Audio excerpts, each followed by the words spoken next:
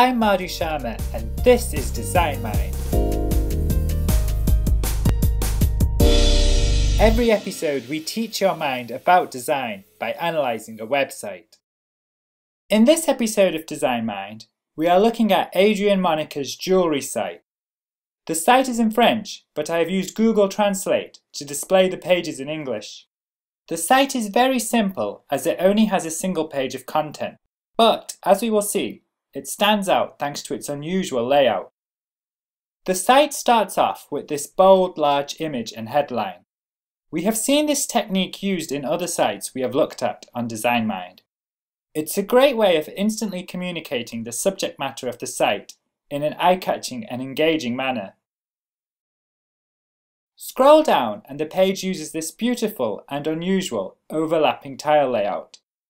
Normally, when creating a design, overlapping shapes in this way is a bad idea. This is because each shape is made up of lines, and each line pulls the user's eye in a different direction. By overlapping the shapes, the lines don't adhere to any order, which creates too many directions for the user's eye and so results in confusion. However, on this site, the overlapping works wonderfully thanks to three key features. The first feature is that although the tiles overlap, they do so in a left to right pattern. This reduces confusion and it also brings order, as the left to right pattern divides the tiles into sections. The second feature is that each section has a dominant image. This marks out the content of the section, allowing the user to quickly understand the page by viewing it at a glance. The use of dominant images stops the overlapping tiles from being confusing, and instead it allows them to function as a useful organisational device. The final feature is that the majority of photos are in black and white.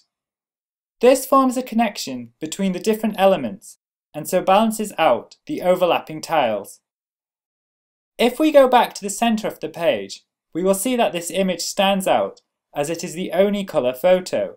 The colours are quite muted, which stops them from conflicting with the black and white images. This image also has this plus symbol.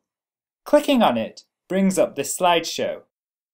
As this dialog box explains, the user has to scroll through the slides by flicking the mouse in a horizontal manner.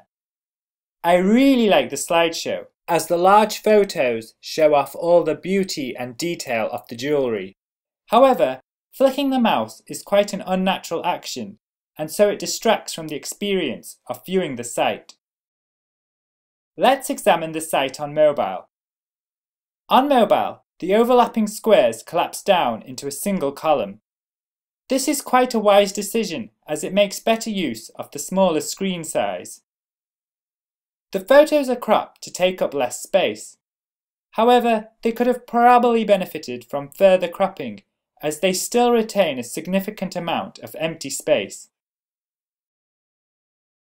The slideshow works much better on mobile, as it feels more natural to flick on a touch screen than it does when using a mouse.